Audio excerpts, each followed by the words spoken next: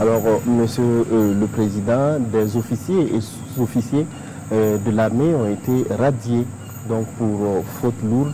Peut-on en savoir davantage sur ces fautes? Oui, c'est vrai que depuis un temps, il y a eu des cas. Lorsque vous êtes en guerre, un officier, on le confie des hommes.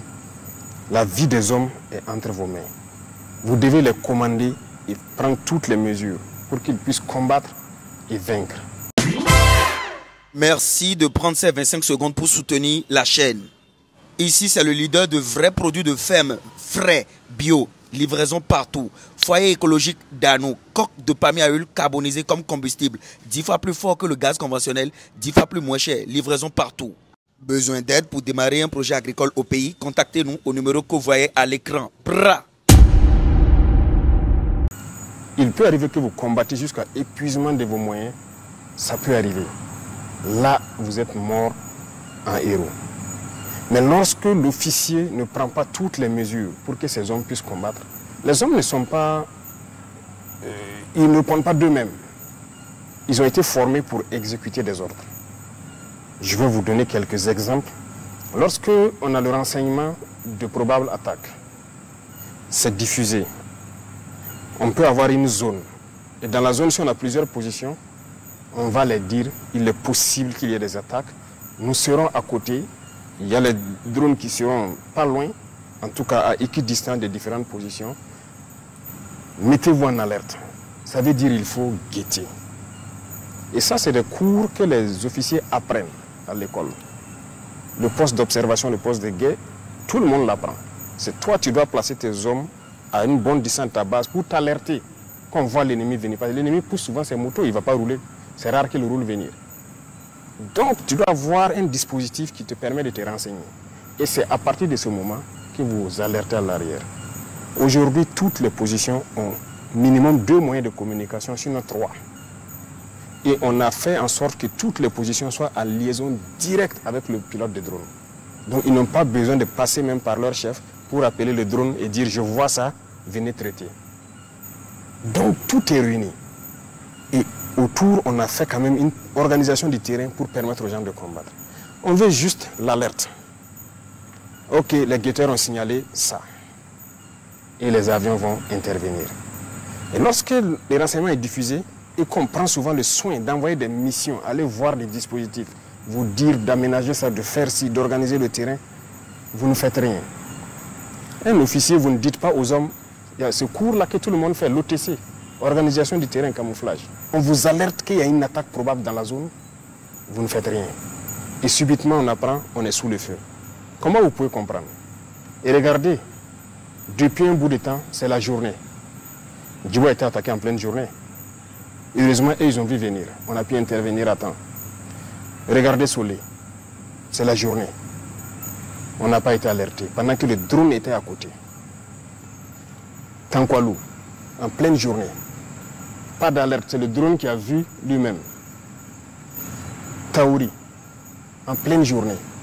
L'autre jour, le 23 dernier, Sanga, pleine journée. Il y a des choses qui font mal.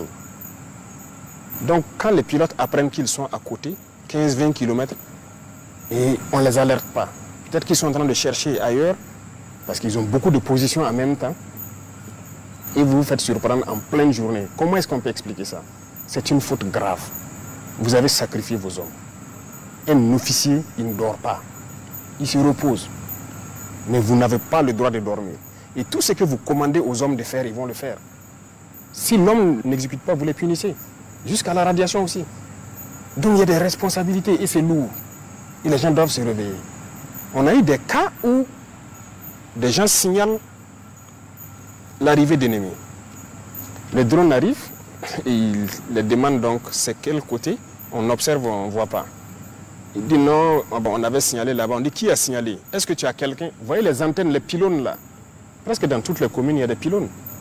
On dit aux gens même de monter là-bas et guetter au loin, ça vous permet de voir en profondeur. Ils ne le font pas. Les pilotes le demandent, est-ce que tu as mis quelqu'un dans l'antenne pour observer au loin, pour nous guider? Il dit oui. Et le pilote lui répond, vous mentez, je suis à votre verticale, il n'y a personne sur l'antenne. Il se rend compte maintenant que c'est la réalité. Mais vous mentez à qui? Ça, ce n'est pas un comportement d'officier. On a connu ces cas, beaucoup de cas comme ça. Donc, on ne peut pas être soucieux de la vie de vos hommes plus que vous-même, l'officier sur le terrain. Donc, voilà pourquoi, avant l'année passée, en J, on avait dit ceux qui veulent quitter l'armée n'ont qu'à quitter. Il y a une note du ministère de la Défense. Si vous ne quittez pas, vous allez assumer si vous fautez. Et pour moi, c'est une trahison. Lorsqu'un officier ne fait pas travailler ses hommes, ne prend pas toutes les mesures. Si vous prenez toutes les mesures et que vous combattez et qu'il y a des pertes, on peut comprendre. Mais lorsque les mesures ne sont pas prises, mais on va vous radier. Ça sera sans appel, parce que vous n'allez pas sacrifier les enfants des gens inutilement. Monsieur le Président, ces radiations n'auront-elles pas un impact sur la cohésion du groupe? Et la mort. La mort de pauvres soldats là. C'est ça. Le soldat est fait pour exécuter. Et c'est à vous, l'officier, de le dire, va te poster ici, tu observes et tu me rends compte. Et l'officier à son poste, il écoute en permanence. C'est à vous, l'officier, de dire le matin, faites des obstacles ici. Si vous ne comprenez pas, le soldat meurt. Ça entache plus la cohésion. Il faut assumer. Et c'est ce qu'on a reproché d'ailleurs aux gens dans le passé. Hein. Il faut être ferme souvent. Voilà. La guerre ne se fait pas dans le laxisme parce que ça se paye cash. Ça se paye cash. Moi, j'ai été sur le terrain. Les hommes qui ont été sur le terrain me connaissent. On peut me trouver dur là-bas, mais on s'entend très bien. On va combattre, mais on va revenir vivant. Il n'y a pas de cohésion dans cette hypocrisie. Non, non, non. On préfère que les hommes puissent combattre, venir raconter leur bataille. C'est ça le plus important.